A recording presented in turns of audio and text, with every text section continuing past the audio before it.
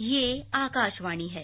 कार्यक्रम सामायिकी में प्रस्तुत है कोरोना वायरस संक्रमण पर स्वास्थ्य विशेषज्ञ डॉक्टर रमन आर गंगाखेड़कर से आकाशवाणी संवाददाता आनंद श्रीवास्तव की बातचीत।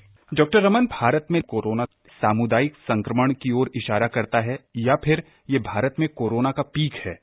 नहीं, मैं इसको पीक भी नहीं बोलूंगा, मैं ये सामुदायिक जो प्रसार हो रहा है ऐसे भी नहीं बोलूंगा।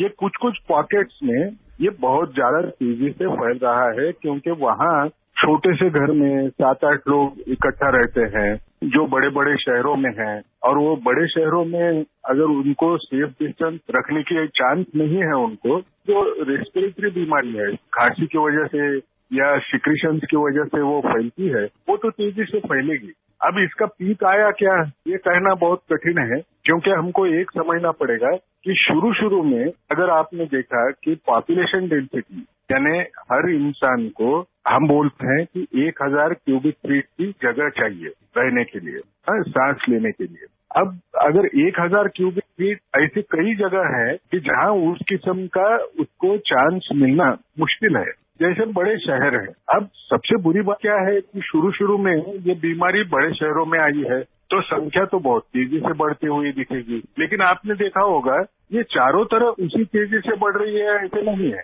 तो अब ये यहाँ से ये बड़े शहरों में से निकल के जो छोटे छोटे डिस्ट्रिक्ट प्लेसेस हैं, जिला के जो स्थान है, ऐसी जगह पे बढ़ते जाएगी। जब वो बढ़ेगी तो हमको पीक किस ढंग का दिखेगा ये बोलना बहुत कठिन है।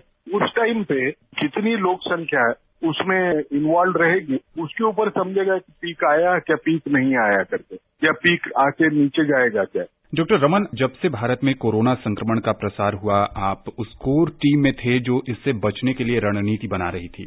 सरकार का मुख्य फोकस जो है इस समय वो 3T की रणनीति पर वो काम कर रही है, टेस्ट, ट्रैक और ट्रीटमेंट। क्या कहेंगे इस पर?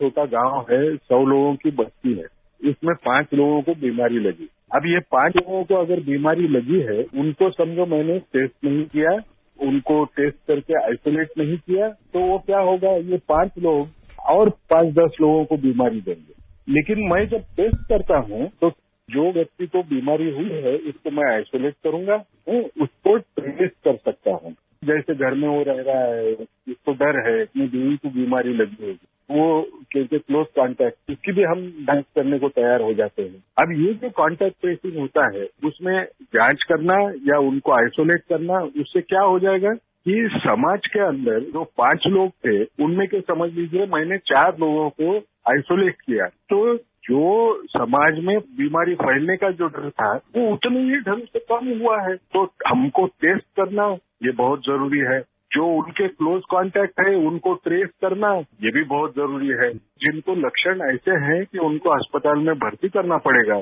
जैसे सांस फूल रही है, बुखार बहुत ज्यादा है, उस किस्म के जब लक्षण दिखते हैं तो हम उनको भर्ती करें और उनकी ट्रीटमेंट करें। टीके की अभी खोज की जा रही है। डॉक्टर रमन, टीका आ गया है और कब मनुष्यों पर लगेगा? टीका आ गया है, उन्हें लोगों ने तकरीबन देखो 170 लोग हैं, ग्रुप्स हैं जो लोग टीका डेवलप करने के पीछे पड़े हुए हैं। उनमें से 7 जो ग्रुप्स हैं उन्होंने जो वैक्सीन बनाई है उसको इंसानों में टेस्ट करने की शुरुआत हो चुकी है, यानी दूसरी स्टेज के चरण के टेस्टिंग में आके पहुंचे हैं। कुछ लोग शायद तीसरे चरण में भी इनका टेस्टिंग शुरू हो जाएगा। टेस्ट होने के बाद में हमको ये पता चलेगा कि ये वैक्सीन सही मानों में इंसान को बीमारी लगने से बचा सकती है या नहीं।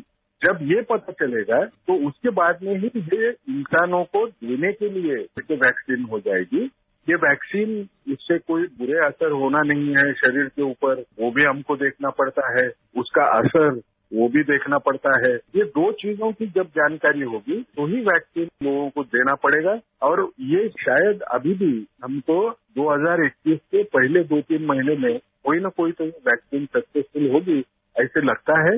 लेकिन जब तक ये वैक्सीन नहीं आती तब तक हमको ये देखना पड़ेगा कि हम सब लोग जो हमको प्रिकॉशंस बताए हैं उसका अच्छा पालन करें, अपने घर में ये बीमारी घुसने न दे, इर्द गिर्द भी किसी को बीमारी लगने न दे। लोगों के साथ में हमने उनको संदेश देना है हमने कैसे रहना है, और उस ढंग से अगर हम रहें तो वैक्सीन लेने के लिए हम एलिजिबल रहेंगे और सबसे अच्छी बात यह है कि अपने देश में वैक्सीन तैयार करने की जो क्षमता है वो दुनिया में की सबसे बड़ी क्षमता है। यानी दुनिया में अगर 3 लोगों को कोई भी बीमारी के लिए वैक्सीन दी जाए तो उनमें से 2 जो लोग हैं उनकी जो वैक्सीन है वो अपने देश में बनने वाली होती है। तो एक बार वैक्सीन की खोज होने दो, जिसका असर अच्छा है तो वो वैक्सीन अपने देश में भी बनेगी और जल्द से जल्द सब लोगों को देने की पूरा प्रयास अभी से जारी है।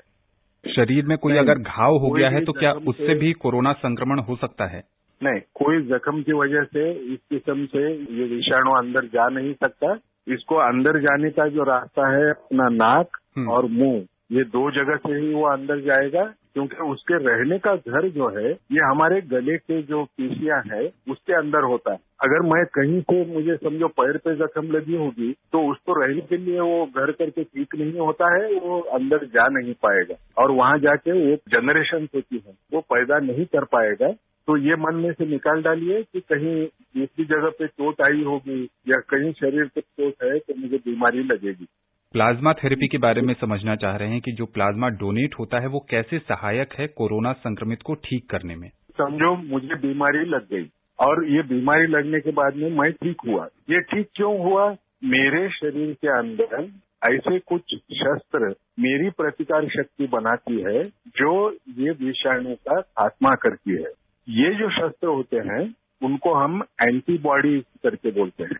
अब समझो मुझे एक बार बीमारी हो गई, 15 दिन हो गए मुझे, तो वो तो विषाणु बीमारी होने के बाद में तो अपने शरीर में दिखेगा नहीं। मैंने मेरा अगर खून देके वो प्लाज्मा जो रहता है यानी उसमें का पानी जो रहता है खून का, वो जो पानी है वो अगर मैंने निकाल लिया तो उसके अंदर जो मैंने उस बीमारी के खिलाफ शस्त्र पैदा किए थे वो उसके अंदर होते हैं। फिर ऐसा कोई मरीज जिसको माइल्ड टू मॉडरेट बीमारी है यानी बहुत ज्यादा बढ़ी नहीं है, उसको अगर मैंने ये प्लाज्मा अगर उसको दिया तो मैं क्या करता हूँ, मैं मेरे शस्त्र जो है वो उसके शरीर में देता हूँ और ये शस्त्र उस कोरोना वायरस के खिलाफ लड़ाई करते हैं और उससे उसकी जान बचाने की कोशिश करते हैं।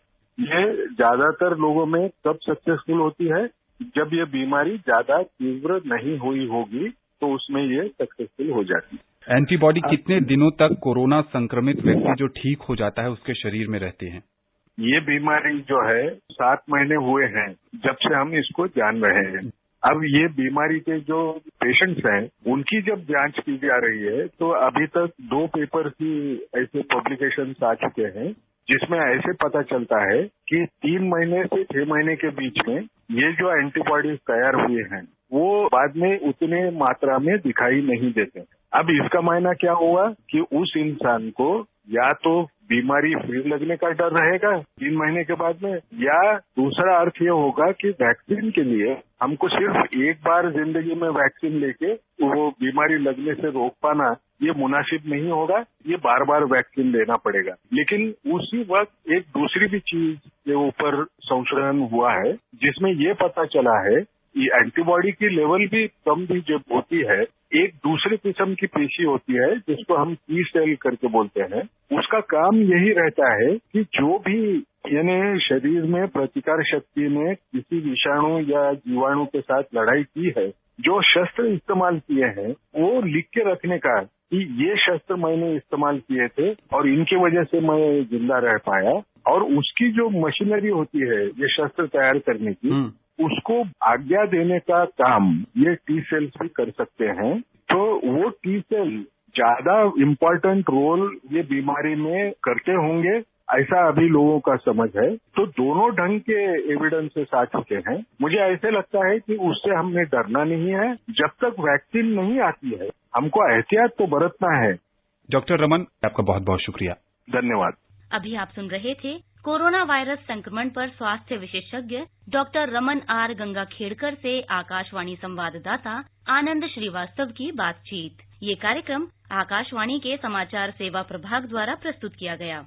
इसे आप हमारे mobile app news on AIR पर भी सुन सकते हैं। इस कार्यक्रम के संबंध में अपनी प्रतिक्रिया आप हमें ईमेल कर सकते हैं। पता है airnsdtalks@gmail.com। ये कार्यक्रम फिर से सुनने के लिए लॉग ऑन करें हमारी वेबसाइट newsonair.com